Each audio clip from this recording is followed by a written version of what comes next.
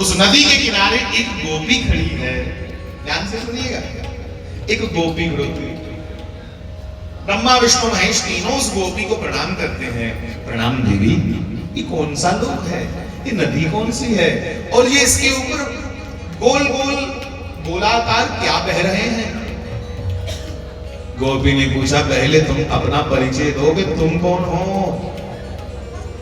अब तीनों एक दूसरे को देखने लगे, अरे तुम हमें नहीं जानती, हम ब्रह्मा विष्णु महेश हैं, ब्रह्मांड को चलाने वाले, यूनिवर्स के मालिक। अच्छा, मुस्कुराती हुई उस देवी ने कहा, गोपी बोली, तो सुनो ब्रह्मा विष्णु महेश, ये विरजा नदी है। कौन सी? विरजा। इसका एक नाम श्री यमुना जी है, और जो तुम पूछ रहे हो इसके ऊपर गोल गोल क्या तैर रहे हैं, ये सभी ब्रह्मांड हैं, और सभी ब्रह्मांडों के अलग अलग ब्रह्मा विष्णु महेश हैं। तो उसके हो ले।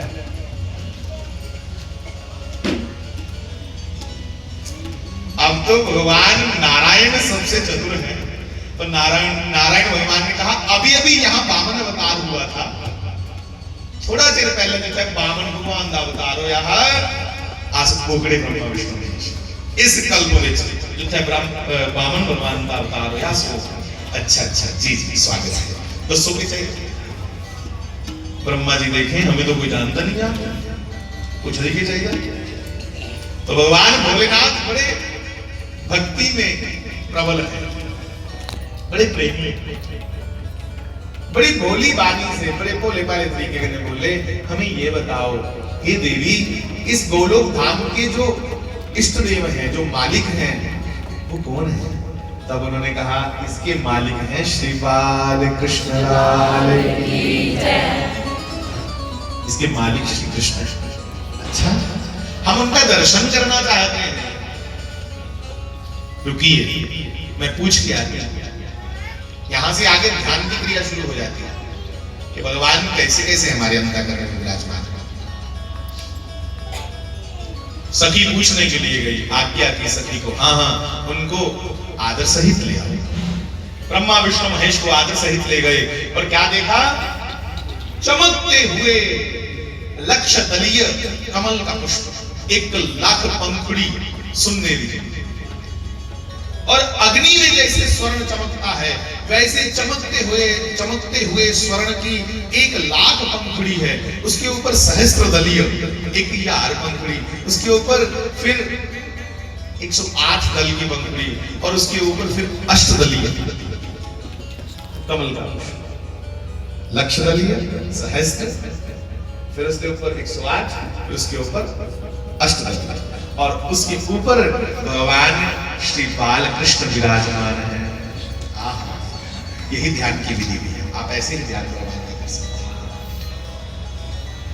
तो बाल कृष्ण का दर्शन करने के लिए जैसे ही तीनों देवता गए, अब दर्शन बाल कृष्ण का नहीं हो रहा है।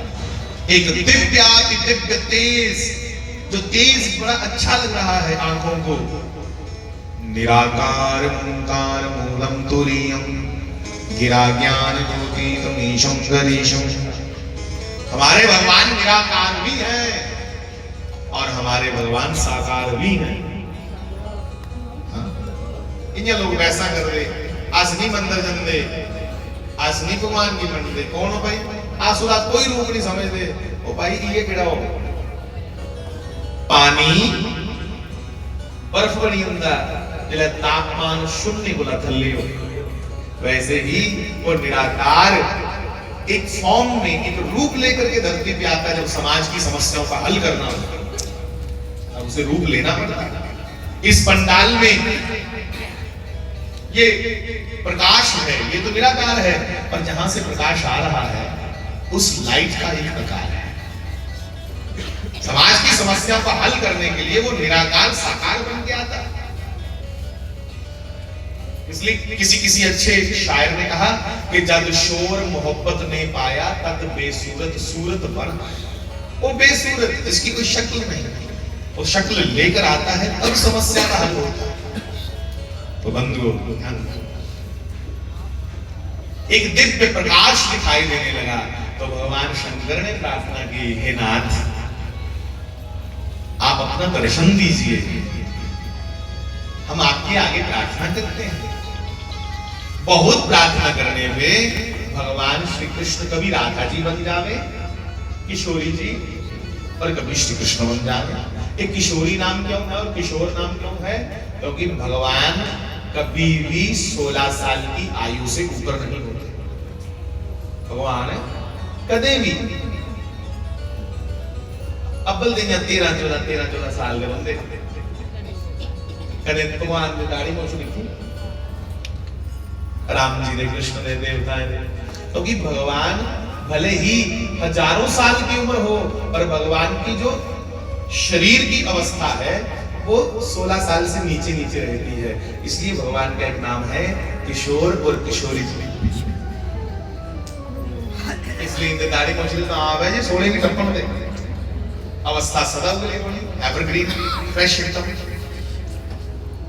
तो भगवान शिव ने जब दर्शन किए, कभी राधा जी बन जावे, कभी कृष्ण बन जावे, कभी आधे राधा आधे कृष्ण हो जावे।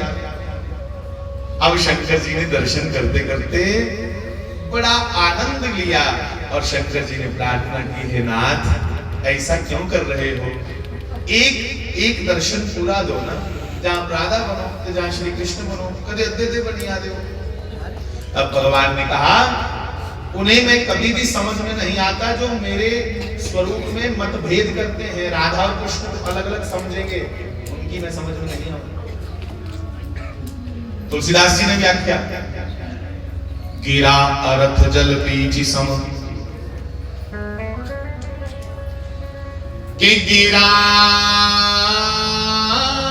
अरथ जल पीछी सम, कि कहीं अत भिन्न न भिन्न न भिन्न बंदो सीताराम पद, जिन्ह परम प्रिय खिन्न प्रिय खिन्न। क्या मतलब? गिरा अर्थ, गिरा मैंने वाणी, जो मैं बोला ना इसे याद है, गिरा मैंने वाणी, और अर्थ जो मैं बोला ना वो बेची का मतलब है। जिन्या अर्थ और शब्द वाणी और उदा अर्थ वखरा वखरा नहीं होता, उसी में समाहित है। गिरा अर्थ जल बीची सम, जैसे जल और उसकी वीची तरंगे, यमुना मधुरा वीची मधुरा, सलिलम मधुरम कमलम मधुरम। जिन्या जल और जल दी तरंग, ये वक्री वक्री नहीं, पानी नहीं के तरंग, तरंग मैंने वेव्स, तरंगे जल की ही तरंग बनती है, शब्द के अंदर ही अर्थ है। वैसे श्री कृष्ण कहते, मैं और श्री राधा एक ही हैं, श्री राधा ही मेरे प्राण हैं, वो मेरी कहलाती शक्ति है। पहले दोनों के भीतर का जो भेद है इसे खत्म करो, तब तीनों देवता अंतर को खत्म करके अपनी बुद्धि से प्रार्थना करते कि हे नाथ अपना दर्शन दो। तब श्री कृष्ण करोड़ों करोड़ों सूर्यों के समान चमकते हुए मुस्कुराते हुए सामने बालकृष्ण रूप में प्रकट हो गए। ऊण जड़ा रूप दिखया ना, इन्ना सुंदर रूप, आहा हा। अब तीनों देवता भगवान के इस सौंदर्य का दर्शन करते करते मग्न हो गए, और मन में आया कोई स्तुति करे, कोई सिफ्त करते, जैसे वल्लभाचार्य ने कहा कि अधरम मधुरम वदनम मधुरम नयनम मधुरम हसितम मधुरम मधुरम, के हृदयम मधुरम गमनम मधुरम मधुरादिवतेरखिलम मधुरम। भगवान की स्तुति करने लगे, माता बोलो नहीं, स्तुति करने लगे।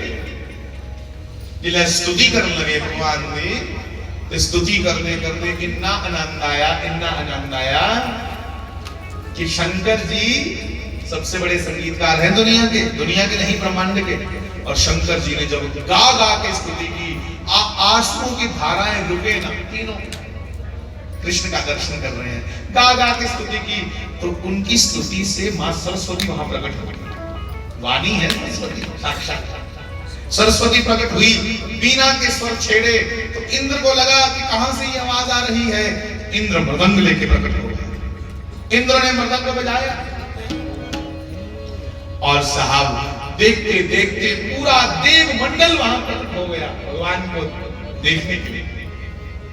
जिले सारे प्रकट हुए तो भगवान भी मुस्कुरा के जिस जिसको देखते हैं उसका चित्त, उसका मन छीन लेते हैं।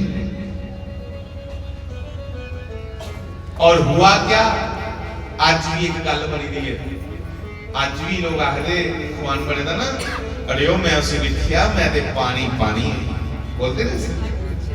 आप ध्यान से सुनिएगा जिसके लिए मैंने ये सारी चर्चा की। आज भी ये बात बनी है कि मुझे मैंने उस संत को देखा तो उसको देख करके मैं गदगद हो गया, पानी पानी हो गया मेरा हृदय। बोलते ना द्रवीभूत होना, जब श्री कृष्ण ने वृंदावन छोड़ करके मथुरा गमन किया तो गिरिराज गोवर्धन सावचल मगन होने लगे, पिघलने लगा था, द्रवीभूत होने लगे। सुनो, सभी देवता भगवान का दर्शन करते, श्री राधा जी का दर्शन करते करते द्रवीभूत हो गए। उनके अंग सब गलने लगे, पिघलने लगे। इतना आनंद आया, इतना आनंद आया कि खाली आंसू ही नहीं जल के रूप में आए, पूरा शरीर जल रूप हो गया। गोलोक धाम में जल ही जल खड़ा हो गया श्री कृष्ण के सामने। वो जल कौन था? देवता रूपी जल, सर्वदेवमयी जल। उस सर्वदेवमयी जल को ब्रह्मा जी ने तुरंत कमंडलू में भरा। उसकी एक एक बूंद में सब देवता थे, क्योंकि सब जल रूप थे। और कमंडलू में जल भरने के बाद कहा, देवताओं अब तुम अपने रूप में आओ। तब देवता पुनः अपने रूप में आए और भगवान से प्रार्थना की, कब आओगे धरती पे, हम कब आपके दर्शन करने आए। तब श्री कृष्ण ने कहा कि इस बार मैं अंश अवतार नहीं पूर्णावतार लेके आऊंगा श्री कृष्ण द्वापर के अंत में। और ये जल का क्या करोगे, ये भी बताऊंगा। जब वामन अवतार का चरण ब्रह्मा जी ने देखा तो ये वही जल था देवताओं से परिपूर्ण, एक एक बूंद इस जल की देव रूप थी।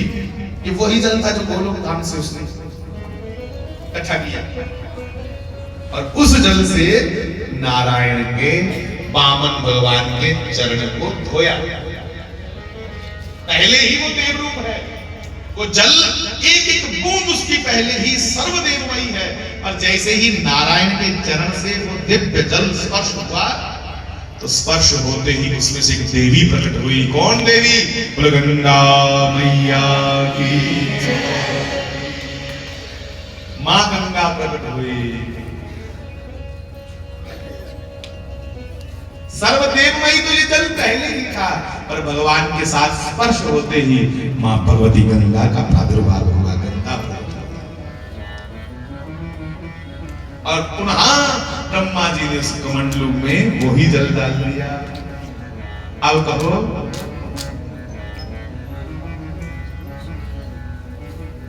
कि जिन जिन चरणन से निकसी सुरसरी। सुरसरी मैंने सुर मैंने देवता, सरी मैंने सरिता। देवताओं की सरिता, देवताओं की नदी गंगा। इसी चरण को भजना है, इसी चरण का ध्यान करना है। भज मन